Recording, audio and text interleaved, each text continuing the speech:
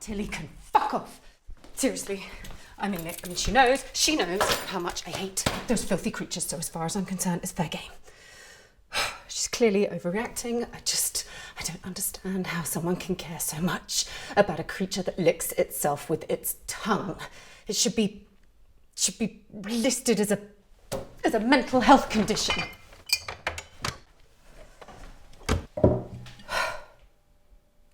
Cat person.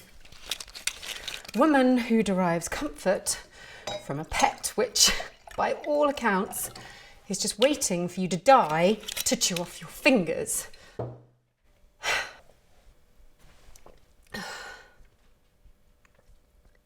There was a moment when we first met. I was in a bit of a bad way back then. You know, not something a good week away wouldn't have fixed, but still, not my finest hour. Well, there was that day when Johnny came home and found me on the floor. Halfway between the ensuite and the divan, and well, by all accounts, I'd been there since he left. I just got stuck halfway through my journey. I lost the energy to carry on. But we've come such a long way since then. Tilly she has the fingers of a 1950s starlet. I know how that sounds. But seriously, just watching her absent-mindedly leaf through the pages of Horse and Hound is like watching Ginger Rogers take the floor. And Johnny noticed. Yeah, he noticed. Not just her fingers. I caught him staring into the depths of her low V. Sorry, darling. Window shopping. I was thinking of his face when I threw the first cat. It had the same smug confusion that he often does. After that, he came to a lot more of the fundraising meetings, which pissed me off. He'd invaded the 1 2-hour segment of my week where I could hide.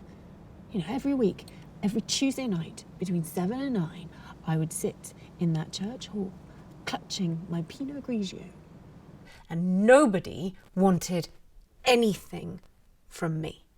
No one wanted my time. It was bliss. And suddenly he was at all the meetings, just mumbling nonsense at the chairman and laughing inanely at anything that fell out of Tilly's soft pink mouth, and cooing over pictures of her fucking cats. And people noticed. She started coming round to my house to borrow books or drop off freshly made brownies, and the village gossip machine went wild. Oh, there was that day when she showed up in that short pink dress that just made Johnny's tongue fall out of his mouth like an oversexed Looney Tunes character. And he hadn't looked at me like that in ages. But actually, I hadn't even fucking wanted him to for even longer, you know, since before the bedroom floor, before my incident, before the 2 months I had to spend in that god-awful place. And that's all I wanted to tell her when I went round there. You know, not aggressively, not fucking, just... I wanted to apologise for my pervy husband. And to ask her to wear more clothes. But then when I got there, when I was in her house, I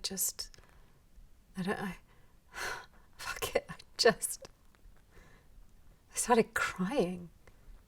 Just really crying.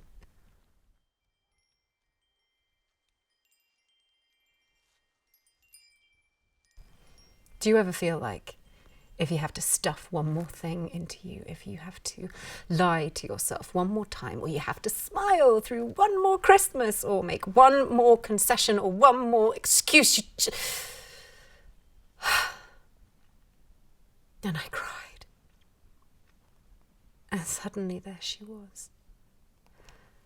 Tilly. Drying my eyes and calming me down. And then her fingers were in my hair and she was holding me close and her lips.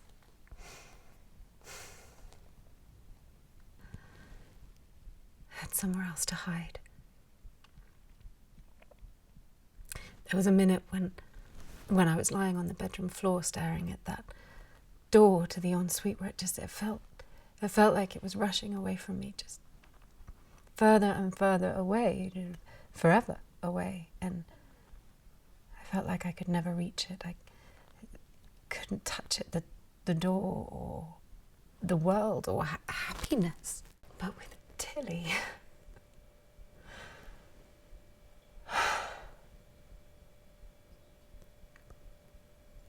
but those, first of all, that I thought they were always supposed to land on their feet. I didn't know that it was some kind of fucking folklore.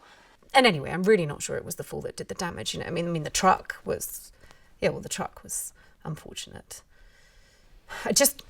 I was trying to make the point that now that I was at her house so much, now that we were spending so much time together, that maybe, just maybe, we could reduce the number of cats to a more manageable level.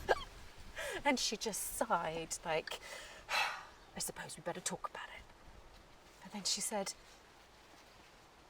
I've got something to tell you. I'm moving away. Just like that. I mean, you know, the first cat was knee-jerk. I saw the open window and then I just grabbed the thing that was nearest to me, and that happened to be the tabby that looked like Johnny. But then when I ran into the bathroom, I didn't know there was another cat in there. And then when I saw it, I thought, why? Why should those filthy creatures get her? Why should they get her love and her fingers and her... And then when I was holding its head under the water in the sink, I thought, how small they are. When they're wet, you know, you never really see a wet cat, but they're really tiny. And then I just wanted to crush its little skull between my fingers because I knew that it was over. I knew that it'd be it. Filthy creature. Filthy.